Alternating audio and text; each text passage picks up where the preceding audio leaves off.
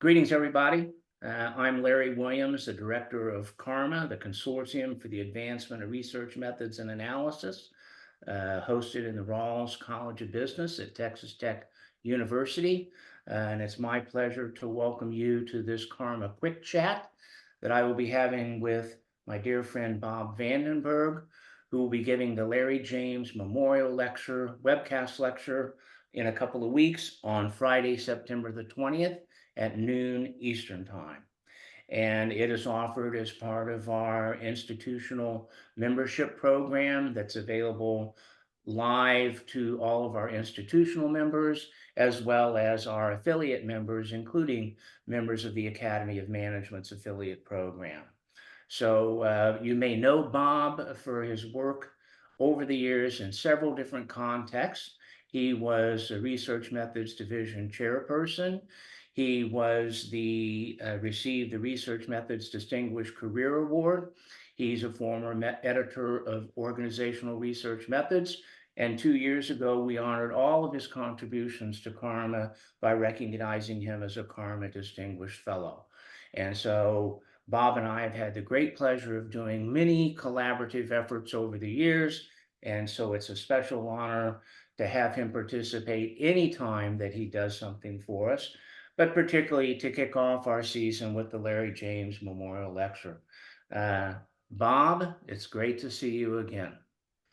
And you too, Larry.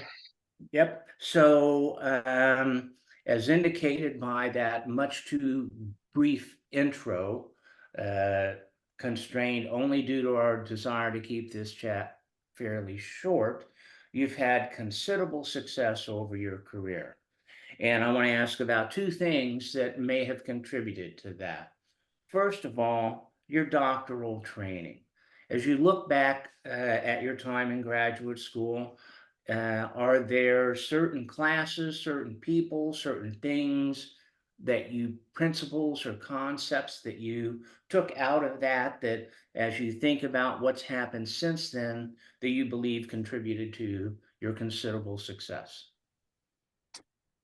Yeah, in fact, one of the major things that contributed to my success was the summer before I actually started the PhD program. And I'll cut to the chase. In my last quarter as an undergraduate, I took an advanced statistics and methods course. And the professor of that course, I'm blanking on his name now after 40-something years, approached Dr. Catherine Rosen about me. She had just received a multi-million-dollar grant from NIH. And based on his recommendation, I got hired that summer to be the stats person for this grant as an undergraduate and going into the PhD program. And it was an eye-opener for a lot of reasons, but the main thing was, for me personally, it was an eye-opener in the sense I took that old SPSS manual that was about this thick. Oh, yeah. And memorized it. I didn't literally memorize it, but I went through it. I was just fascinated as to the types of questions you could answer using statistics. And that just really opened up something in me I had never seen before, and things. So that's yeah. awesome. And I've known you for all these years, all the time that we've hung out and chatted. I've never known that story. That's great. Yeah. That's great. Yeah. So, and I got my first publication out of that work too. So I went into didn't get that till about the end of my second year, but I had a publication by then. So, and then the other thing that I think really contributed was after I finished comps, I'd finished my master's thesis, I did an internship with the Food and Drug Administration. And again, it was as a stats person. And again, it was an eye-opening internship for a lot of reasons. But for me personally, it was, again, reinforcing this love of taking a statistical procedure and applying it to real-world problems that had policy implications within the Food and Drug Administration. Yeah, so it wasn't just testing a theory, but seeing the practical implications of what we were doing and how that would drive some of their decisions and things. But I think the most important thing was we had a great set of faculty in those days. And what was really nice is the faculty from the IO psychology program, from the social psychology program, and the OBHR faculty from management were all close friends with one another. This is All of them. at UGA. Yeah, it was at UGA at the time. Now they're very siloed things, but back then those silos didn't exist. And so, doctoral students being doctoral students, we followed our faculty around. And so I became kind of commingled all of these three groups. And that gave me a lot of flexibility to fill out my coursework, taking courses of things that I wanted to take, like IO courses, more stats courses, and things like that. And it was perfectly acceptable by the faculty back then. So, yeah. Well, that's I'm sure the combination of those three things laid a foundation for your success that you've had over your career. But I think we both know of many cases where we see students that come out who've had similar types of opportunities, but they don't necessarily capitalize on them the way that you have.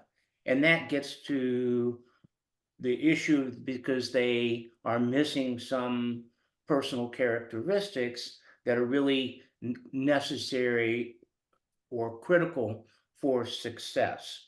So as you reflect back, do you see some of those characteristics in yourself that contributed to that success, that enabled you to capitalize on that foundation that you got while you were a student? Yeah, certainly. And this is something, since I'm retired, I'm no longer training doctoral students, but it's something I carried with me throughout the years when training doctoral students. And that was faculty members will give you put opportunities in front of you, but it's up to you as a doctoral student to pick up those opportunities and run with them and try to make them your own or part of your own way of thinking and doing things and stuff like that. So I recognized that early on, and there was myself and Jennifer, and I've forgotten her last name, was Campbell, but she's long married and stuff. We were the only two out of the group of students that would take these opportunities and run with them. And it was and then reflecting back over the years, the students who have made it in the program versus those that didn't were the ones who took the opportunities and ran with them when they were handed it. So I don't know if that's a personal characteristic, but it was something Yeah, but I think I felt was really important. So if I can follow up, so yes, you ran with them, which means you started them, but you also completed them and completed them successfully. So are there particular characteristics that are necessary for that process that you and others share, you think? yeah, I think it's being an entrepreneur, seriously, because you got to come up with new ideas all the time.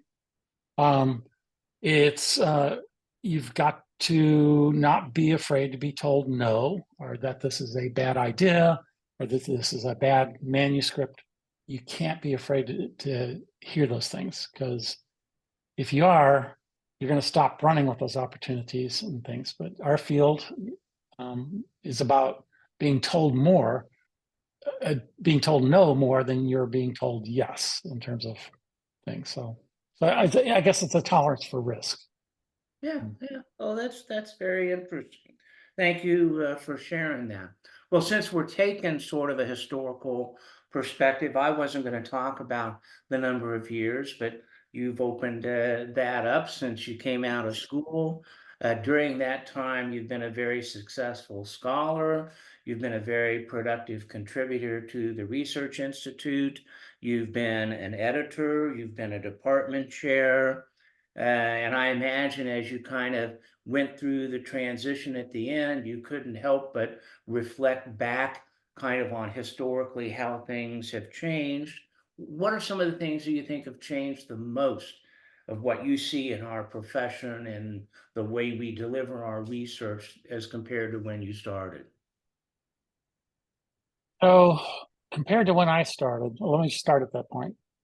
So when I started, so I graduated in 82. There wasn't this pressure on you to come out of graduate school with publications. Okay. There wasn't this pressure. What you had to do is show potential to do research, the potential to publish and things, but there wasn't this pressure put on you. So to me, reflecting back, reflecting forward now to the current day, and this has been going on now for at least 10 or 15 years. There's just this tremendous amount of pressure put on doctoral students to come out with 2 or 3 big publications. And to me, that's the biggest change because, they're trying to get into, I'll just say, big named university to start their career, which I don't blame them. That's where I would want to be, is in a big name university. But big name universities now have, a lot of them have journalists. They have a certain set of expectations as to what you need to publish and when and how many to publish over a certain time period and things. So, and, looking back, I think there's a good side to that and there's a bad side to it. This change, like there is with any change, there's always a good and a bad. On the good side is, at least if I'm got a job offer from this big name university that I really want to go to, I'm going into it with eyes wide open. Okay, there's no unrealistic expectations of where I'm supposed to publish. Here's the numbers you're supposed to hit, and things. But then again, on the bad side, is a lot of times the most well-cited research out there comes from journals that are not in these lists or not considered mainstream and things. And in fact, there was a study that was done 20 or more years ago that looked at the highest citation counts of management types of articles. And the highest cited ones were not in like the ASQs, the AMJs, the JAPs, SMJs. They weren't in them. They were in these niche types of journals and stuff.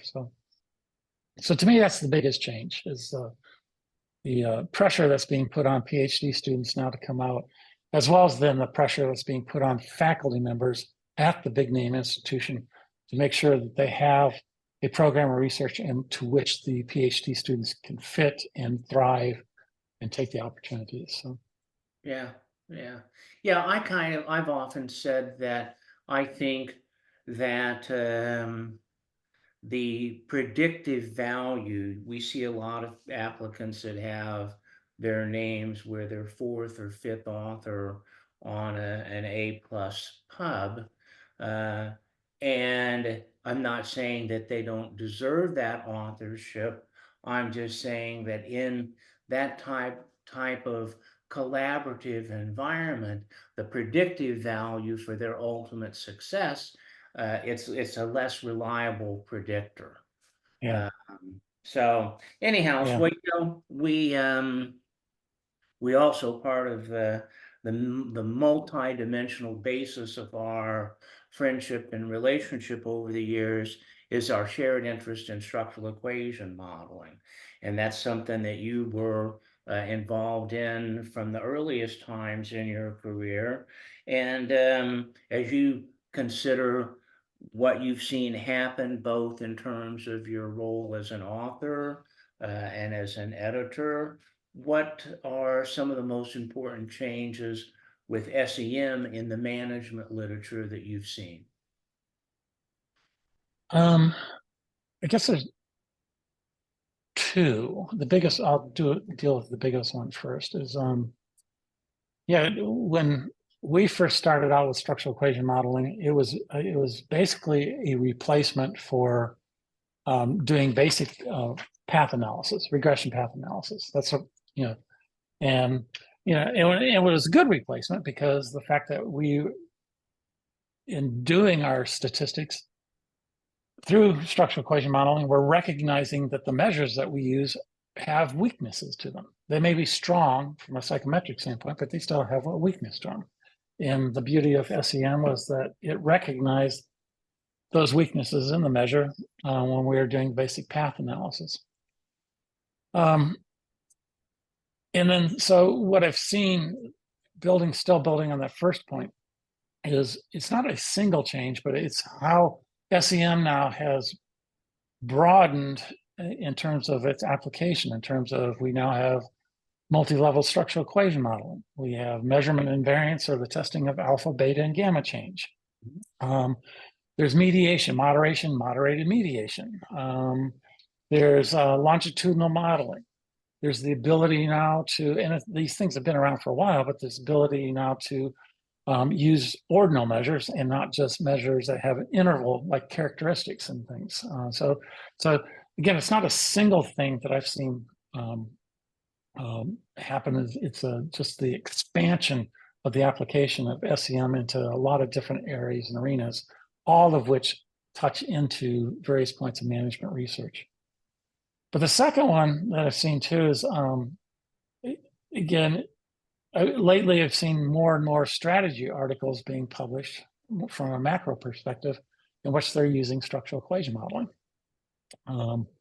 It's not many at this point in time, but there's a greater and greater interest in using SEM.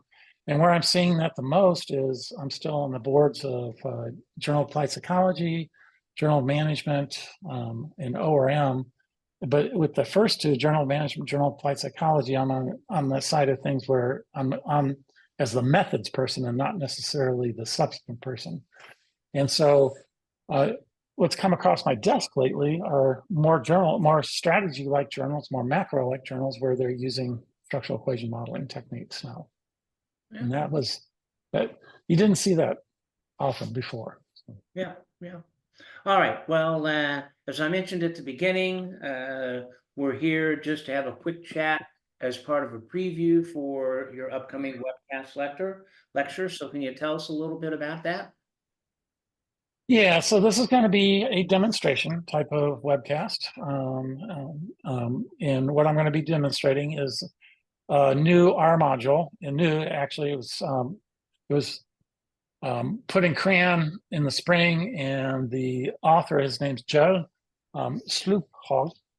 He's a master's student, or was a master's student. He finished in psychology with an emphasis on statistics in the Norway University of Science and Technology.